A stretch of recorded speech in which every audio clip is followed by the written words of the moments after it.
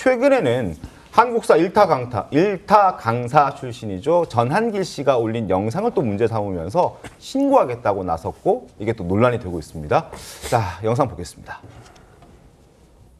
12월 3일 비상계엄 때 알다시피 국회에 280명의 계엄군이 들어가고 선관위에 더 많은 297명의 계엄군이 투입되었습니다. 뭐 중앙선관위가 그렇게 문제가 많은가? 대통령도 마찬가지로 이 부정선거만큼은 반드시 바로잡겠다고 계엄까지 선포하게 된 것 아닙니까?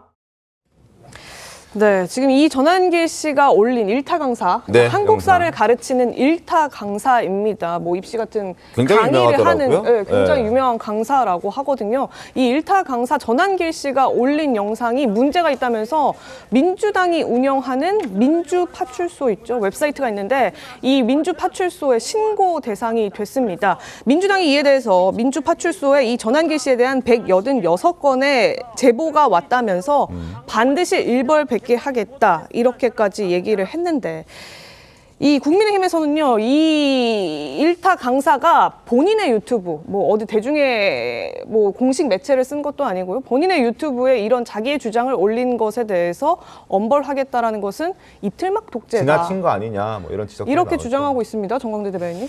지금 전한길 씨가 발언한 얘기들을 한번 점검해 보니까 다 객관적 사실만 얘기한 거 아닌가요? 더 많은 계엄군이 선관위에 투입됐고 또 중앙선관위에 문제가 많은가라는 문제의식을 갖고 있는 사람이 있고 그래서 대통령도 이 부정선거 때문에 이런 의혹을 해소하기 위해서 본인이 계엄을 선포했다라는 의견을 누차 얘기했기 때문에 어떤 사실들에 대한 적시만 했는데 이 부분에 대해서 민주당 또는 민주당 지지하는 분들이 민주파출소에 제보를 했다는 것, 그리고 또 민주당이 그 제보를 바탕으로서 어떻게 이 유튜브에 대해서 규제를 할 수 있는지 검토를 한다는 것 자체가 전 어불성설이라고 생각합니다. 네. 지금 민주당이 보이는 행태는 줄곧 같은 것 같아요.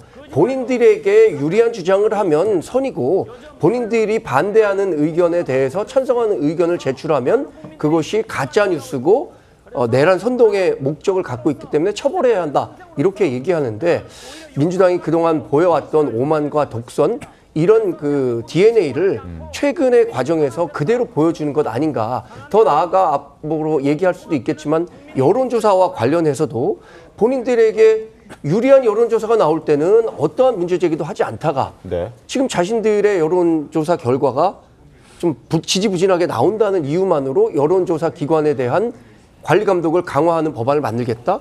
이런 태도를 지금 국민들이 어떻게 보고 있을까? 그것 자체가 지금 민주당에 대한 여론의 따가운 시선을 자초하는 것 아닌가라는 생각을 하고 있습니다. 그러니까요. 뭐 전한길 씨의 주장이 사실 뭐 100% 맞다, 또 틀리다, 뭐 이렇게 우리가 단정적으로 얘기할 수는 없겠습니다만 일단 민주당의 입장에 봤을 때는 좀 불편한 내용들이 담겨 있는 것도 사실입니다. 그러나 그런 불편한 내용들이 담겨 있다고 해서 그걸 무조건 뭐 신고하겠다, 뭐 고발하겠다 이렇게 나오는 것도 뭐 표현의 자유를 좀 억압하는 측면이 좀 있는 듯해서 그런 지적들도 나오고 있고요. 그 가짜 뉴스에 대해서 표현의 자유의 제한이다, 아니면 과도한 규제를 어디까지 적절하게 해야 되느냐에 대한 논란은 지속적으로 있는 것 같습니다. 지금 전한길 씨 같은 경우에는 메가스터디라는 아주 큰 업체에서 네.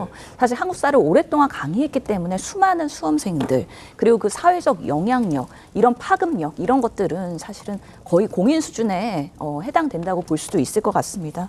그럼에도 불구하고 이 영상을 보면은요, 뭐 부정선거 음모론에 부합하는 얘기들이 많이 있습니다. 뭐 대한민국의 위기, 선관위가 초래했다, 막 이런 워딩들도 있고요. 그렇기 때문에 이 전한길 씨가 정말 부정선거로 인해서 윤석열 대통령이 비상계엄을 할 수도 있었다는 거에 대한 두둔을 하는 그런 메시지가 될 수 있기 때문에 많은 수험생들과 사실 업체에서도 이런 부분에 있어서 정치적으로 해석되는 거에 우려를 크게 느끼고 있는 사실입니다. 이 부분은 사실은 민주당도 고민해야 되는 부분이고, 사실 국민의힘도 여당인 시절에 상당히 가짜뉴스나 이런 음모론에 대해서는 정화 노력을 많이 했었거든요.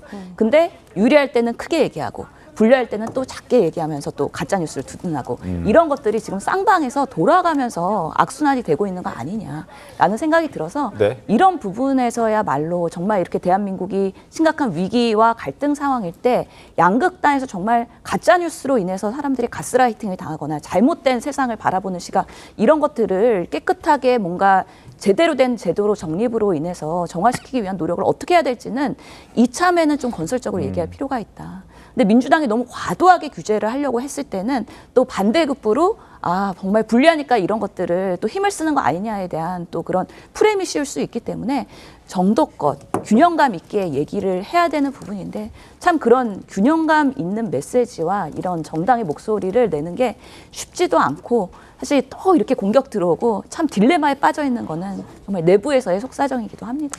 그러니까요. 가짜뉴스를 잡는 것이야말로 당연히 중요한 중요하죠. 문제이긴 예. 하죠. 실제로 수사기관에서도 예의주시하고 있는 부분이기도 한데 궁금한 건 과연 이제 민주파출소가 어떤 권한과 어떤 이제 자격을 가지고 이런 잘잘못을 가리는 이제 통과 의뢰, 청구나 예를 들어 통로가 청구나 될까? 통로가 되냐 네. 이 문제인 건데요. 지금 민주파출소에 뭐 제보가 186건이 들어왔다고 하는데 이것도 이제 민주당에서 알려주는 거지 일반 대중이 확인할 수 있는 길은 없습니다. 네. 그렇기 때문에 이 민주파출소의 역할 어디까지 제대로 두어야 하는 것이냐 등등 말들이 많은데 어떤 그러니까 역할을 민주파출소라는 표현이 좀 과할 수 있죠. 그러니까 과한 표현과 과한 발언을 하면 그 신뢰와 정당성을 훼손하게 되거든요. 그래서 뭐 제보를 받기 위한 뭐 기구로 이름을 붙일 수 있어요. 붙일 수 있습니다. 근데 뭐 민주파출소라는 게 좀 과해 보이지만 붙일 수 있는 거예요. 근데 거기에 따라서 나오는 발언이 진짜 파출소처럼 나오면 그건 또 과하다는 걸 또 입증하게 되는 거잖아요. 그래서 저는 이런 부분에 있어서 이렇게 생각을 합니다. 우리가 힘이 있잖아요. 정당이면은 개인들보다는 힘이 있잖아요. 그러면 어떻게 하는 게 좋을까요? 처음에는 설명을 하는 겁니다. 전한길 씨가 이런 얘기를 했는데 이 부분에 대해서 대법원의 판단까지도 같이 얘기하지 않은 거는 오해를 살 수 있고 이래서 이건 나쁘다. 전한길 씨가 이런 부분을 바로잡아줬으면 좋겠다라고 설명하고 의견을 전달할 수 있잖아요. 그죠? 그러면은 굉장히 좀 무겁게 받아들일 거 아니에요? 네. 근데 그걸 안 하고 만약에 한 발을 더 나간다. 묵인한다. 그러면은 여기에서 또 한 번 더 나가서 이러면은 우리가 이거는 좌시할 수 없다라고 주의나 경고를 할 수 있잖아요. 네. 그러니까 이런 단계를 밟아가면서 힘이 있는 곳에서는 하는 게 좋지. 한 번에 내가 힘이 있다고 해서 한 번에 나는 힘이 있으니까 이 힘으로 때릴 거야. 라는 모습을 보이는 거는 저는 좋지 않다고 봐요. 알겠습니다. 그래서 각 정당들이 가짜 뉴스를 뭐 이렇게 제한하려고 하는 시도는 좋지만 법과 제도에 의해서 본인들이 의논해서 만들어야 하는 것이고요. 네. 그게 아니고 자의적인 행위를 통해서 하려고 한다면은 과해서는 안 될 것이다. 이런 생각. 네.